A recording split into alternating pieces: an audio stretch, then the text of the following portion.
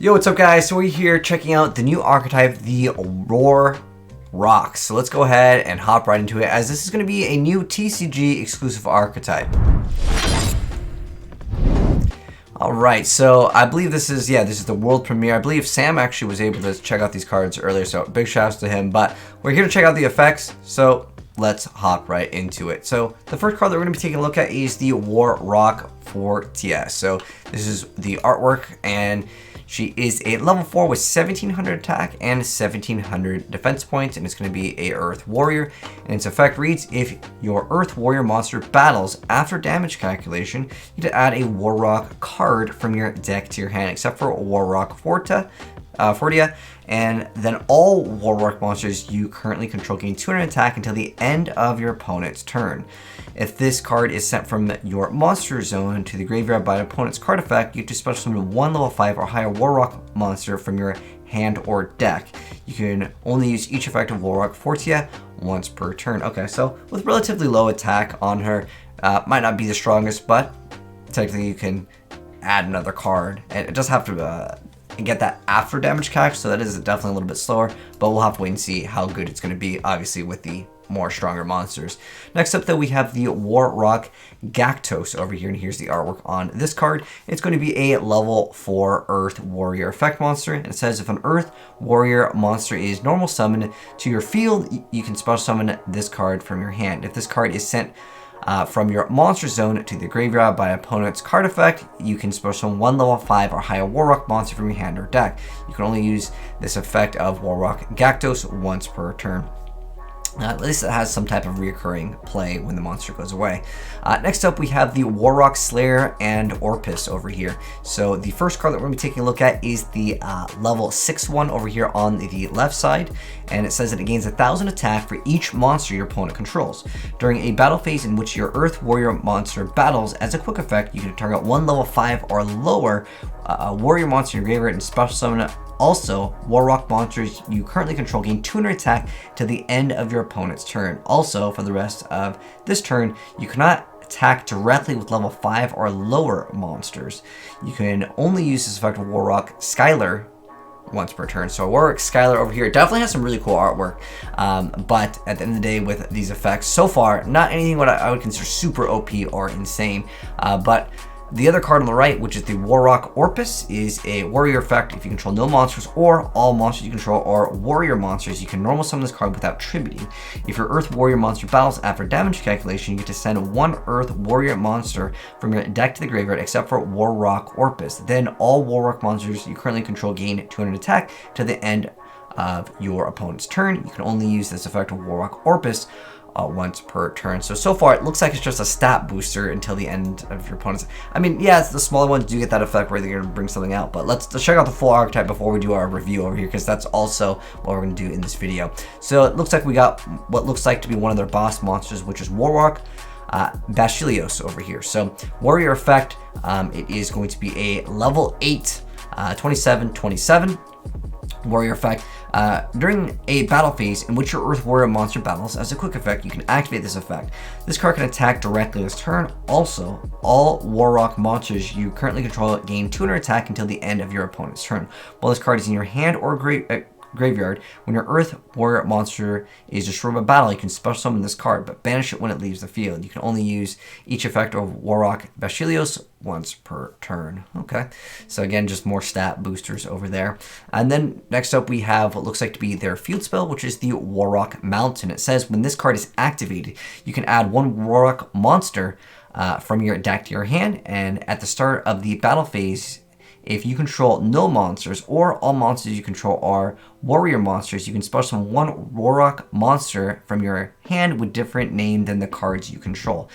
If your warrior monster would be destroyed by battle, you can send this card to the graveyard instead. You can only activate one War Rock Mountain per turn. So it looks like it almost reminds me kind of like Glad Beast plus like 6 Sams, in a sense where you need another War Rock and it boosts them up. But at least with this card, you're able to crash into things, because some of the monsters might not have the highest attack. So that is a card that can be helpful for them. Next up, we have the War Rock Ordeal, and here is the artwork on this card. It says you can only control one Warlock or Deal, and then it's a continuous spell card. When this card is activated, place 3 counters on it. When your Warlock monster destroys an opponent's monster by battle and sends it to their graveyard, you can remove 1 counter from this card, and if you do, draw 1 card. If the last counter has been removed by this effect, send this card to the graveyard. Okay, that's kind of interesting. It reminds me so much of Six Samurais with like the counters on it, but like I feel like Six Samurais, you get to just summon it and then you get the bonus +1, whereas this, yeah, you can get potentially more counters on it, but realistically, is that relevant that you're going to get all these effects? Because again, I think setup is more important than establishing being able to continuously be able to destroy an opponent's monster by battle, if that makes any sense. And the likelihood, if your opponent has 3 monsters that you can attack, you're probably already set up to win anyways. Drawing more cards is just going to be a win harder card versus being able to actually establish your board with obviously with the Warlock monsters. But there's still more cards. So next up we have the Reinforcement of the Army's Troops, which is a new continuous spell card that says when attack is declared involving your warrior monsters, you can special 1 level 4 lower warrior monster from your hand. You can only use this effect of Reinforcements of the Army's Troops once per turn. This is actually a really good effect. Because what it allows you to do, it's just involving the warrior monster. It doesn't have to be level 4 that's actually being attacked. It's just any warrior. This could actually be kind of good for heroes. It's kind of a generic support card, especially since heroes can still have a lot of plays and be active during your opponent's turn. I like this. I'm actually more excited about trying this out in a new e-hero builds than actually playing Warlocks. Okay, is that all for the Warlocks? Well, we still have some new cards, so let's go ahead and finish it off as there are more cards to check out. So we have the Materiactor Gigaboros and Materiactor Gigadra. Okay, so these are new dragons. Okay, so new warriors and new dragons coming out into the game. All right, so the first card we're taking a look at is the Exceed monster. That is the Gigaboros Dark Dragon, rank 3, exceeds effect 500, 500 to level 3 monsters. And it gains 500 attack and defense for each card in your hand. Oh, that's pretty cool. It reminds me of, what is it, what was it, not Tragodia. There's another, like another card. It's older than Tragodia.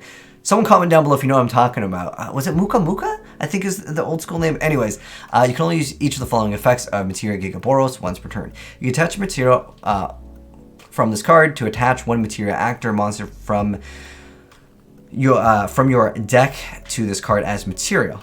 During your opponent's main or battle phase, as a quick effect, you'd add 1 card attached to this card. Ooh, that is really interesting.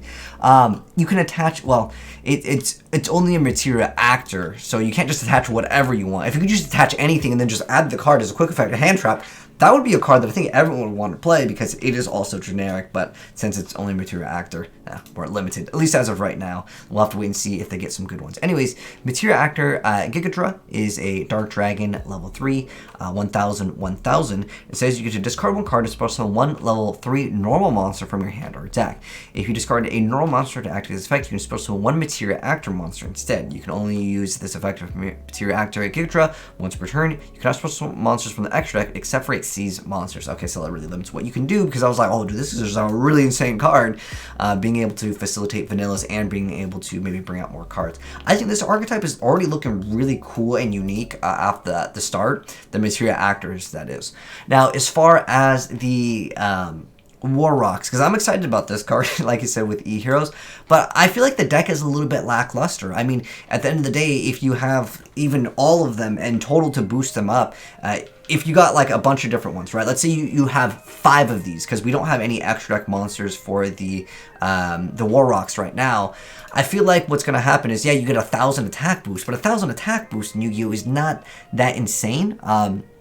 But it also has to be sent from your monster zone to the graveyard. So you can bounce these cards back and then they just lose out on their effects if the player's playstyle is relying on that specific card to go away. And at the end of the day, do they have quick effects to go and negate a summon? Do they have quick effects to negate a monster's effect? They have, like, you can boost their stats, but like the small monsters, yeah, I understand they bring out the higher Warlocks. But again, the quick effect, you can target a level 5 or lower, and then special summon, like, it's still, like, weak, you gotta boost it up. This one does gain 100 attack for each monster opponent control. So, yeah, you can have 1,000 boost, but stats in terms of, like, the attack and defense, I would say don't matter too much in Yu-Gi-Oh! What is more important, really is being able to have disruptions, being active during your opponent's turn.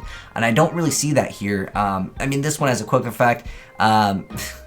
or is it they gain 200 attack? Like, it's just what I would say is a little bit disappointing, at least at first glance. But I want to know what you guys think about this. Is this an archetype that you think has any chance right now in the metagame?